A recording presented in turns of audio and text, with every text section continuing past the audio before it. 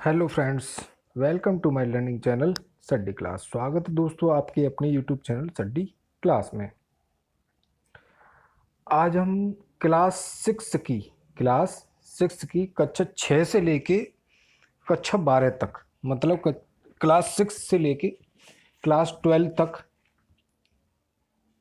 हम अब हिस्ट्री की क्लास डेली एक हुआ करेगी, कक्षा 6 से 12, जिसमें मोस्ट इम्पोर्टेंट ये है कि ये क्लास जो हुआ करेगी वो NCERT की बुक से हुआ करेगी।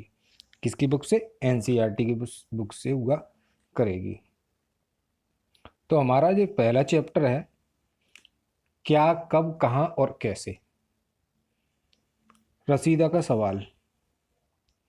रसीदा बैठी अखबार पढ़ रही थी। अचानक उसकी निगाह एक सुर्खी पर पड़ी। 100 साल पहले वह सोचने लगी कि कोई कैसे जान सकते हैं कि इतने वर्षों पहले क्या हुआ था। ये रसीदा का सवाल है और ये रसीदा है। तो कैसे पता लगाएं? चलिए देखते हैं कैसे पता लगाते हैं। यह जानने के लिए कि कल क्या हुआ था, तुम रेडियो सुन सकते हो, टेलीविज़न देख सकते हो या फिर अखबार पढ़ सकते हो।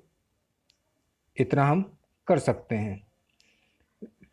साथ ही यह जानने के लिए कि पिछले साल क्या हुआ था, तुम किसी ऐसे व्यक्ति से बात कर सकते हो जिसे उस समय की स्मृति हो, मतलब उस समय का याद हो। लेकिन बहुत पहले क्या हुआ था यह कैसे जाना जा सकता है? सारा सवाल ये है कि हम अपने पास्ट को कैसे जान सकते हैं कि पास्ट में क्या क्या हुआ था। तो अतीत के बारे में हम कैसे जान सकते हैं और हम क्या जान सकते हैं, देखते हैं क्या हम जान सकते हैं। ये अतीत के बारे में हम क्या जान सकते हैं। अतीत के बारे में बहुत कुछ जाना जा सकता है, जैसे लोग क्या खाते थे, कैसे कपड़े पहनते थे, किस तरह के घरों में रहते थे। हम आखिर तक मतलब शिकारियों, पशुपालकों, कृषकों, शासकों, व्यापारियों, पुरोहित, शिल्पकारों, कलाकारों, संगीतकारों या फिर वैज्ञानिकों के जीवन के बारे में जानकारियाँ हासिल कर सकते हैं। यही नहीं, हम यह भी पता कर सकते हैं कि उस समय बच्चे कौन से खेल खेलते थे, कौन सी कहानियाँ सुना करते थे, कौन कौन से नाटक देखा करते थे या फिर कौन कौन से गाने सुना करते थे, लोग कहाँ रहते थे। अब हमारा नेक्स्ट क्वेश्चन आता है कि लोग रहते कहाँ थे, लोग कहाँ रहते थे। इसका हम अभी बाद में पता लगाएंगे कि नर्मदा नदी क्या है। कई लाख वर्ष पहले से लोग इस नदी के तट पर रह रहे हैं। यहाँ रहने वाले आरंभिक लोगों में से कुछ कुशल संग्राहक थे जो आसपास के जंगलों की विशाल संपदा से परिचित थे। जैसे कि आप जिस किसी एरिया में रहते हैं आपको उसकी फुल नॉलेज होती है, ऐसे ही यही है यहाँ पर भी है। हम अपने भोजन के लिए वे जड़ों, फलों, जंगल के अन्य उत्पादों से यहीं से संग्रह किया करते, यहीं से इकट्ठा किया करते थे। वे जानवरों का आखेट मतलब शिकार भी करते थे। अब तुम उत्तर पश्चिम की सुलेमान और किरथर पहाड़ियों का पता लगाओ। इसी क्षेत्र में कुछ ऐसे स्थान हैं जहां लगभग 8000 वर्ष पूर्व स्त्री पुरुषों ने सबसे पहले गेहूं और जौ जैसी फसलों की को उपजाना आरंभ किया। उन्होंने भेड़, बकरी, गाय, बैल जैसे पशुओं को पालतू बनाना शुरू किया। ये लोग गांव में रहते थे। उत्तर पूर्व में गारो तथा मध्य भारत में विंध्य पहाड़ियों का पता लगाओ। ये हम अभी इस मानचित्र में भी पता लगाएंगे। ये कुछ अन्य ऐसे क्षेत्र थे जहाँ सबसे पहले चावल उपजाया गया। वे स्थान विंध्य के उत्तर में स्थित है। अब देखिए जहाँ सबसे पहले चावल उपजाया गया वो स्थान कौन सा है? विंध्य के उत्तर में। अब ये है, देखिए मानचित्र। ये काबुल नदी है, ये काबुल नदी है, ये झेलम नदी है, ये चेनाब नदी है, ये रांची नदी है, व्यास नदी है, ये हिमालय पर्वत है हमारा, ये यमुना, गंगा, चंबल, ये सिंधु आ गया, ये थार, ये विंध्य की पहाड़ियाँ, ये सोन नदी, सतपुड़ा, ताप्ती नदी, गोदावरी नदी, महानदी, गंगा नदी, गारो की पहाड़ियाँ, ये ब्रह्मपुत्र नदी। तो ये सारी सारी नदियाँ हो गई। अब देखते हैं आगे। ये बंगाल की गाड़ी हो गई, ये गोदावरी नदी हो गई, ये दक्कन का पठार हो गया, ये कृष्णा नदी हो गई, ये तुंगभद्रा हो गया, ये पश्चिमी घाट, ये कावेरी घाट, ये पूर्वी घाट, ये पेनार नदी, ये अरब सागर हो गया हमारा, ये अंडमान निकोबार हो गया, ये महानदी हो गई अपनी। चलिए, तो चलिए अब हमने इसको देख लिया है। अब चलते हैं आगे। मानचित्र पर सिंधु तथा इसकी सहायक नदियों का पता लगाने का प्रयास करो। लगाते हैं।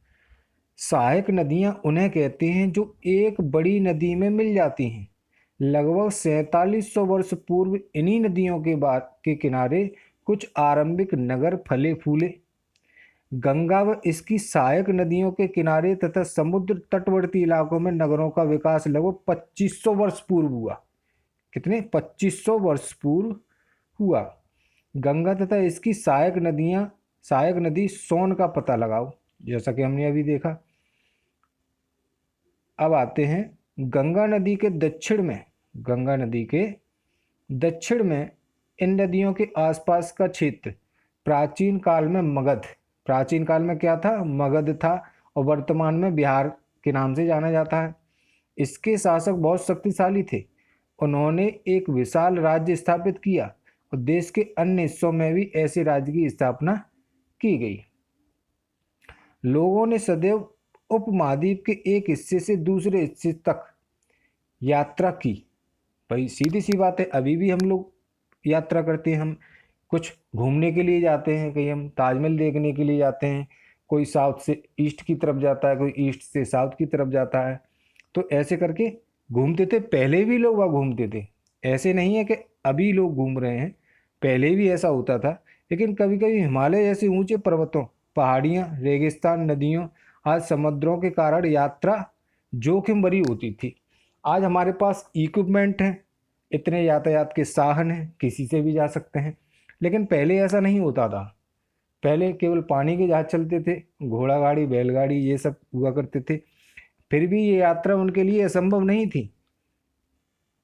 अतः कभी लोग काम की तलाश में, तो कभी प्राकृतिक आपदाओं के कारण एक स्थान से दूसरे स्थान जाया करते थे। जैसा आज भी होता है वैसा पहले भी होता था। कभी कभी सेनाएं दूसरे क्षेत्रों में विजय हासिल करने के लिए जाती थीं। और इसके अतिरिक्त व्यापारी कभी काफिले में तो कभी जहाजों अपने साथ मूल्यवान वस्तुएं लेकर एक स्थान से दूसरे स्थान पर जाते थे। तो अब हुआ क्या, कभी कभी सेना दूसरे क्षेत्रों पर विजय हासिल करने के लिए जाती थी। तो इसके अतिरिक्त व्यापारी कभी काफिले में तो कभी जहाजों पर अपने साथ मूल्यवान वस्तुएं लेकर जाते थे। भाई हम कहीं जाएंगे तो कुछ अपने साथ तो लेके जाएंगे, ऐसा ही पहले भी होता था। धार्मिक गुरु लोगों को शिक्षा सलाह देते हुए एक गांव से दूसरे गांव तक जाते थे, एक कस्बे से दूसरे कस्बे जाया करते थे। कुछ लोग नए रोचक स्थानों को खोजने की चाह में उत्सुकतावश यात्रा करते थे। वही जैसा कि मैंने अभी बताया, घूमने के लिए लोग वह जाते, तो वैसे पहले भी होता था। इन सभी यात्राओं से लोगों को एक दूसरे से विचारों को जानने का अवसर मिला। क्या? एक दूसरे के जानने का, विचारों का अवसर मिला। आज लोग यात्राएं क्यों करते हैं? कुछ मजबूरी में करते हैं, कुछ घूमने के हिसाब से करते हैं। एक बार फिर से मानचित्र एक को देखो। पहाड़ियाँ, पर्वत और समुद्र एक उस महाद्वीप की प्राकृतिक सीमा का निर्माण करते हैं।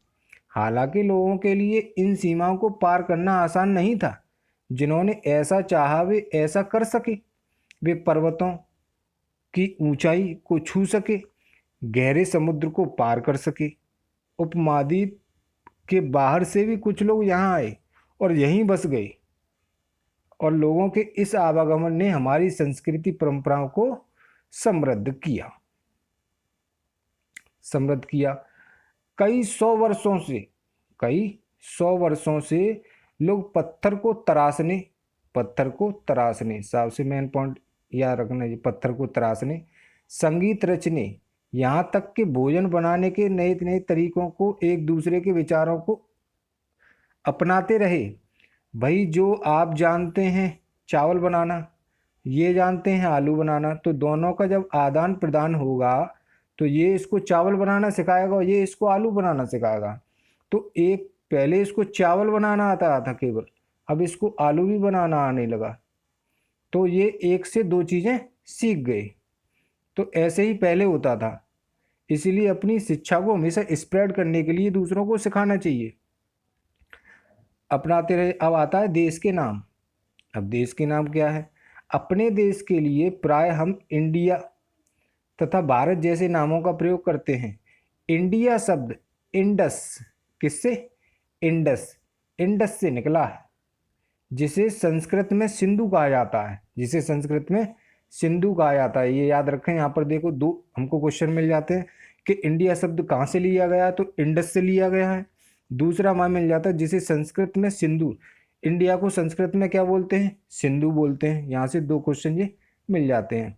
अपने एटलस में ईरान और यूनान का पता लगाओ। चलिए, लगभग 2500 वर्ष पूर्व उत्तर पश्चिम की ओर से आने वाले ईरानियों तथा यूनानियों ने सिंधु को हिंदोस, सिंधु को देखिए पहले इंडिया से इंडस निकला, जिसे संस्कृत में सिंधु कहा जाता है। अब ईरानियों व यूनानियों ने सिंधु को हिंदोस कहा, हिंदोस तथा इंदोस। इस नदी के पूर्व में स्थित भूमि प्रदेश को इंडिया कहा। भरत नाम का प्रयोग उत्तर पश्चिम में रहने वाले लोगों के लिए एक समूह के लिए किया जाता था। इस शब्द समूह का उल्लेख संस्कृत की आरंभिक लगभग 3500 वर्ष पुरानी कृति ऋग्वेद में भी मिलता है। बाद में इसका प्रयोग देश के लिए होने लगा। तो अब समझ में आ गया होगा कि हमको इंडिया शब्द कहाँ से मिला, कैसे इसका जन्म हुआ। तो हमको केवल ये यहीं से मिल सकता है और कहीं से नहीं मिला है। चलिए नेक्स्ट देखते हैं। अब आते हैं अतीत। देखिए पहले पांडुलिपि समझ लेते हैं कि पांडुलिपि होती क्या है। ताड़पत्रों से बनी पांडुलिपि का एक पृष्ठ। यह पांडुलिपि लगभग 1000 वर्ष पहले लिखी गई थी। किताब के बनाने के लिए ताड़ के पत्तों, किसके? ताड़ के पत्तों को काटकर उनके अलग अलग हिस्सों को एक साथ बांध दिया जाता था। भुर्ज पेड़ की छाल, कौन से? भुर्ज पेड़ की छाल से बनी एक ऐसी ही पांडुलिपि को तुम यहाँ देख सकते हो। समझ में आया? कौन सा पेड़? भुर्ज पेड़। अब देखते हैं कि अतीत के बारे में हम कैसे जान सकते हैं अपने को। अतीत की जानकारी हम कई तरह से प्राप्त कर सकते हैं। इनमें से एक तरीका अतीत में लिखी गई पुस्तकों को ढूंढना और पढ़ना है। ये पुस्तकें हाथ से लिखी होने के कारण पांडुलिपि कही जाती हैं। अब समझ में आ गया होगा दोस्तों कि पांडुलिपि किसको बोलते हैं। जो हाथ से लिखा जाता है वो हमारी पांडुलिपि होती है। अंग्रेजी में पांडुलिपि के लिए प्रयुक्त होने वाला मैन्यूस्क्रिप्ट, क्या? मैन्यूस्क्रिप्ट शब्द लैटिन शब्द मेनू, जिसका अर्थ हाथ है, से निकला है। मेनू कार्ड भी होता है, मैन्यूस्क्रिप्ट भी हो गया। तो यहाँ से अब समझ में आ गया हुआ कि ये क्या कहना चाह रहा है। ये पांडुलिपियाँ प्राय ताड़पत्रों अथवा हिमालय क्षेत्र में उगने वाले भुर्ज नामक पेड़ की छाल से विशेष तरीके से तैयार भोजपत्र पर लिखी मिलती है।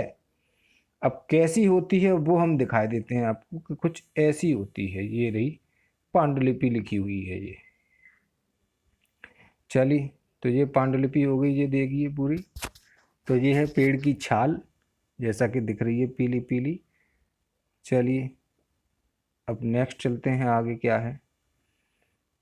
इतने वर्षों में इनमें से कई पांडुलिपियों को कीड़े ने खा ली, कुछ कीड़ों ने खा लिया, कुछ है ना अपने आप नष्ट हो जाती हैं, क्योंकि इतने समय तक कोई भी पांडुलिपि नहीं चल सकती है। लेकिन कुछ चल भी सकती हैं क्योंकि जो सेफ रखी हुई हैं। फिर भी कई ऐसी पांडुलिपियाँ आज भी उपलब्ध हैं। प्राय ये पांडुलिपियाँ मंदिरों विहारों में प्राप्त होती हैं। इन पुस्तकों में धार्मिक मान्यता व व्यवहारों, राजाओं के जीवन, औषधियों तथा विज्ञान आदि से सभी प्रकार के विषय की चर्चा मिलती है। इनके अतिरिक्त हमारे यहाँ महाकाव्य, कविताएं तथा नाटक भी हैं। इनमें से कई संस्कृत में लिखे हुए मिलते हैं, जबकि अन्य प्राकृत और तमिल में मिलते हैं। किसमें? तमिल में। अब देखिए यहाँ पे दो लैंग्वेज हो गई हमारी, पहला होगी संस्कृत और दूसरी होगी तमिल, तो हमें दो ही में पांडुलिपियां मिली हुई हैं। प्राकृत भाषा का प्रयोग आम लोग करते थे। नेक्स्ट आता है हम अभिलेखों का भी अध्ययन कर सकते हैं। ऐसे लेख पत्थर अथवा धातु जैसी अपेक्षाकृत कठोर सतहों पर उत्कीर्ण किए गए मिलते हैं। कभी कभी शासक अथवा अन्य लोग आदेशों को इस तरह उत्कीर्ण करवाते थे ताकि लोग उन्हें देख सकें और पढ़ सकें और उसका पालन कर सकें।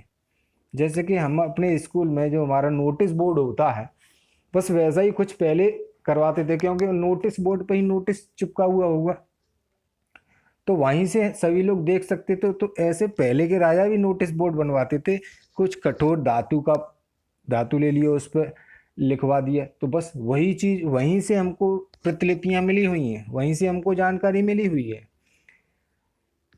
कुछ अन्य प्रकार के अभिलेख भी मिलते हैं जिनमें राजाओं तथा रानियों सहित अन्य स्त्री पुरुषों ने भी अपने कार्यों के विवरण उत्कीर्ण करवाए हैं।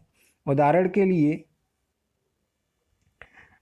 के लिए प्राय शासक लड़ाइयों में अर्जित विजयों का लेखा जोखा रखा करते थे। क्या तुम बता सकते हो कि कठोर सतह पर लेख लिखवाने के क्या लाभ थे?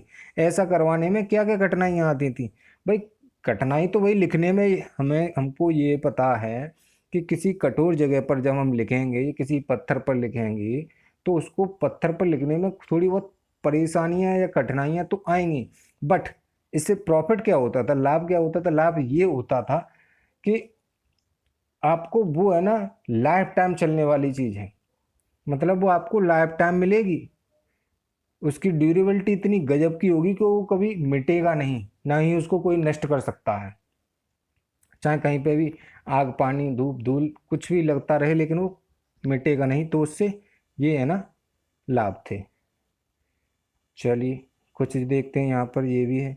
लगभग 2250 वर्ष पुराना यह अभिलेख वर्तमान अफगानिस्तान के कंधार से प्राप्त हुआ है। इस अभिलेख में अशोक नामक शासक के आदेश पर उत्कीर्ण करवाया गया था।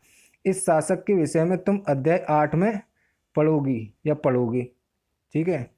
तो ये मिला है, ये अभिलेख मिला है, तो अशोक का ये अभिलेख है।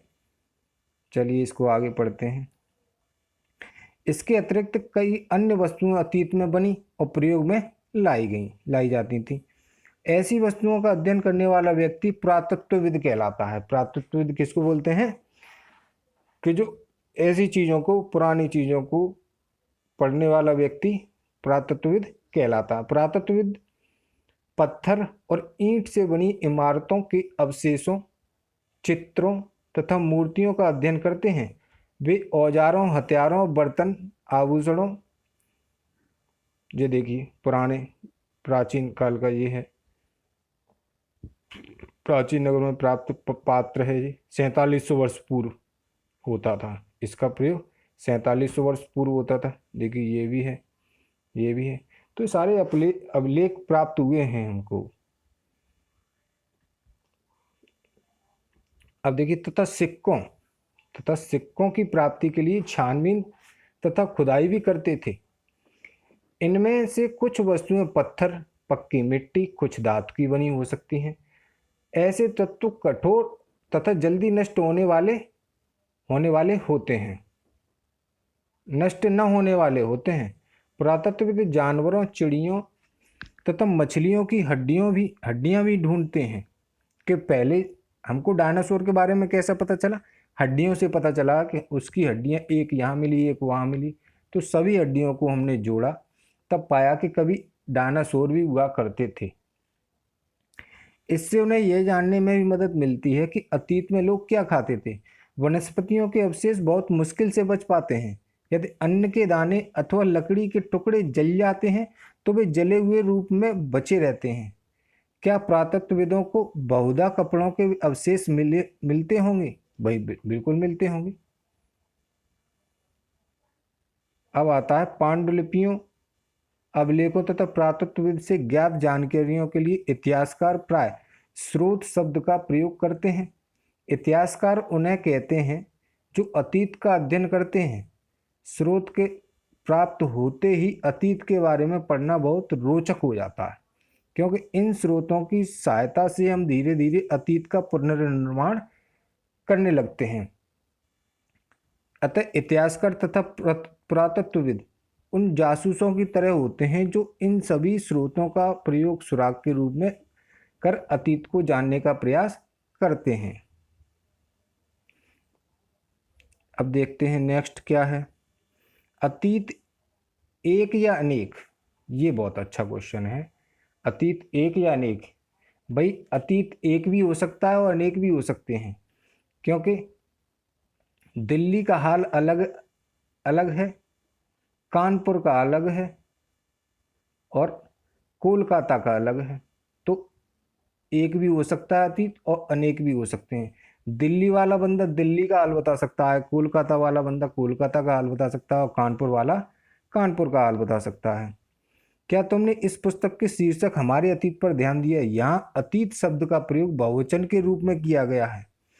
तो क्या क्या किया गया? हमारे अतीत। देखिए ये लिखा हुआ है हमारे अतीत, क्लास 6 की है, फर्स्ट चैप्टर है ये हमारा। हमारे अतीत शब्द का प्रयोग बहुवचन के रूप में किया गया है, ऐसा इस तथ्य की ओर ध्यान दिलाने के लिए किया गया कि अलग अलग समूह के लोगों के लिए इस अतीत के अलग अलग मायने थे। जैसा कि मैंने आपको अभी बताया, मायने थे। उदाहरण के लिए पशुपालकों अथवा कृषकों का जीवन राजाओं रानियों के जीवन से तथा व्यापारियों का जीवन शिल्पकारों के जीवन से बहुत भिन्न होता था। बस वही बात है, सुनार का जीवन अलग होगा भाई, और एक हलवाई का जीवन अलग होगा। बिल्कुल होगा, हलवाई अपने हिसाब से जिएगा और सुनार अपने हिसाब से जिएगा। शिल्पकारों के जीवन से बहुत भिन्न था, जैसा कि हम आज भी हम देखते हैं। उस समय भी देश के अलग अलग हिस्सों में लोग अलग अलग व्यवहारों तथा रीति रिवाजों का पालन करते थे। उदाहरण के लिए आज अंडमान द्वीप के अधिकांश लोग अपना भोजन मछलियां पकड़कर, शिकार करके, फल फूल का संग्रह प्राप्त करते हैं। इसके विपरीत शहरों में रहने वाले लोग खाद्य पदार्थों की आपूर्ति के लिए अन्य व्यक्तियों पर डिपेंड हैं। इस तरह के अतीत में भी विद्यमान रहती थी। अब आता है इसके अतिरिक्त एक अन्य तरह का भेद है। उस समय शासक अपनी विजयों का लेखा जोखा रखते थे। बिल्कुल सही है भाई, जो हम विजय करके लेके आए उसका लेखा जोखा तो होना भी चाहिए। यही कारण है कि हम उन शासकों तथा उनके द्वारा लड़ी जाने वाली लड़ाइयों के बारे में काफ़ी कुछ जानते हैं, जबकि शिकारी, मछुआरे, संग्राहक, कृषक अथवा पशुपालक जैसे आम आदमी प्राय अपने कार्यों का लेखा जोखा नहीं रखते थे। तो भाई ये तो डेली रूटीन वाला आइटम हो गया, डेली रूटीन वाला हो गया कि हम डेली रूटीन का लेखा जोखा नहीं रख सकते हैं कि हम क्या खाते हैं क्या पीते हैं, ऐसा नहीं होता। सहायता से हमें उनके जीवन को जानने में मदद मिलती है, हालांकि अभी भी इसके बारे में कुछ जानना शेष है। तो दोस्तों ये कोई बोरिंग क्लास नहीं है, बहुत अच्छी क्लास है, हिस्ट्री की क्लास है। तो कक्षा 6 से लेके 12 तक जो यूपीएससी लेवल की जितनी भी हैं, यूपीएससी लेवल की जितनी भी तैयारियां होती हैं वो इसी किताब से होती हैं। तो इसलिए इसको ऐसा ना माना कि ये बहुत बोरिंग है, बोरिंग नहीं है, बहुत अच्छी है। इसलिए इसको डेली देखें, बहुत अच्छा चैप्टर है, वो अच्छा सब्जेक्ट है। अगर कोई तुमसे तिथि के विषय में पूछे तो तुम शायद उस दिन की तारीख, माह, वर्ष, जैसे कि 2000 या इसी तरह का कोई वर्ष बताओगे। ठीक है। इसी तरह यह गणना ईसाई धर्म प्रवर्तक ईसा मसीह के जन्म की तिथि से की जाती है। ईसा पूर्व बोलते हैं तो वही से की जाती है। अतः 2000 वर्ष कहने का तात्पर्य ईसा मसीह के जन्म के 2000 वर्ष के बाद से, ईसा मसीह के जन्म के 2000 वर्ष के बाद से ईसा मसीह के जन्म के पूर्व की सभी तिथियां ईसा पूर्व से पहले, ईसा पूर्व जो लिखा है तो ईसा से पहले के रूप में जानी जाती हैं। इस पुस्तक में हम 2000 को अपना आरंभिक बिंदु मानते हुए वर्तमान से पूर्व की तिथियों का उल्लेख करेंगे। अब देखिए इतिहास और तिथियां, ये देख लीजिए, ये बहुत मोस्ट इम्पॉर्टेंट है। ये अंग्रेजी में बीसी, हिंदी में ईसा पूर्व का तात्पर्य है बिफोर क्राइस्ट। क्या? Before before Christ, before Christ ये हो गया, ईसा पूर्व होता। कभी कभी तुम तिथियों से पहले एडी एडी लिखा पाती हो। एनो डोमिनी, एनो डोमिनी नाम के दो लैटिन शब्दों से बना हुआ है। अब देखिए यहाँ से कितने सारे क्वेश्चन मिलते हैं। इसका तात्पर्य यह ईसा मसीह के जन्म के वर्ष से है। एडी का मतलब क्या है कि ईसा मसीह के जन्म के वर्ष से है। कभी कभी एडी की जगह सीई तथा बीसी की जगह बीसीई का प्रयोग होता है। सीई अक्षरों का प्रयोग कॉमन एरा, बीसीई का प्रयोग बिफोर कॉमन एरा के लिए होता है। इन शब्दों का प्रयोग इसलिए करते हैं क्योंकि विश्व के अधिकांश देशों में अब इस कैलेंडर का प्रयोग सामान्य हो गया है। भारत में तिथियों के रूप में भी प्रयोग लगभग 200 वर्ष पूर्व आरंभ से हुआ था। कभी कभी अंग्रेजी में बीपी अक्षरों का प्रयोग होता है जिसका तात्पर्य है बिफोर प्रेजेंट, वर्तमान से पहले। ठीक है दोस्तों, अब देखते हैं अन्यत्र। जैसा कि हमने पहले पढ़ा, अभिलेख कठोर सतहों तथा उत्कीर्ण करवाए जाते हैं। इनमें कई सौ वर्षों पूर्व लिखे गए सभी अभिलेखों की लिपियों और भाषाओं का प्रयोग हुआ। समय के साथ साथ अभिलेख प्रयुक्त भाषाओं तथा लिपियों में बहुत बदलाव आ चुका है। विद्वान यह कैसे जान पाते कि क्या क्या लिखा था, इसका पता अज्ञात लिपि का अर्थ निकालने की एक प्रक्रिया द्वारा लगाया जा सकता है। इस प्रकार से अज्ञात लिपि को जानने की एक प्रसिद्ध कहानी अफ्रीकी देश मिस्र से मिलती है। लगभग 5000 वर्ष पूर्व यहाँ राजा रानी रहते थे।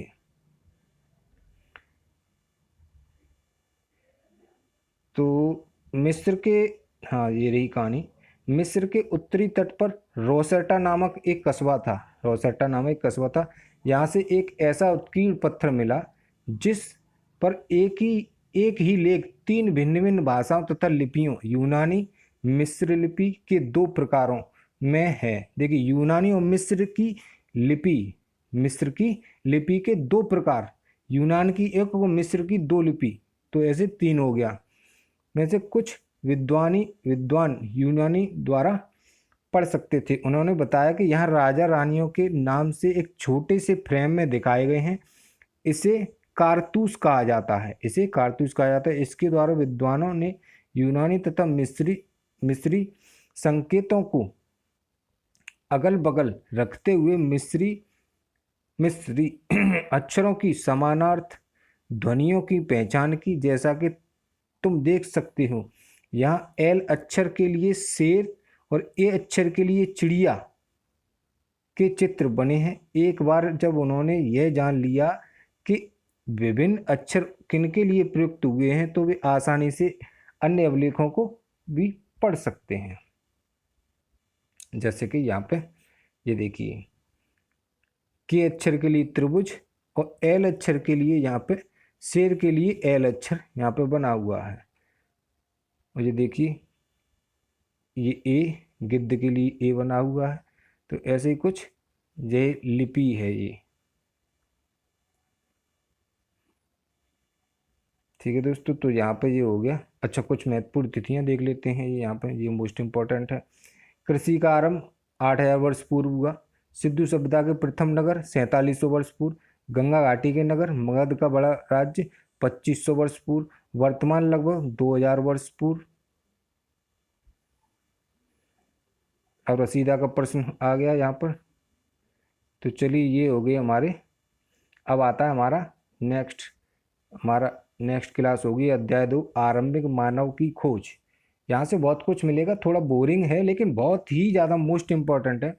दोस्तों अगर वीडियो पसंद आया हो तो प्लीज़ लाइक शेयर और कमेंट जरूर करें। ओके, तब तक के लिए दोस्तों good day and good luck.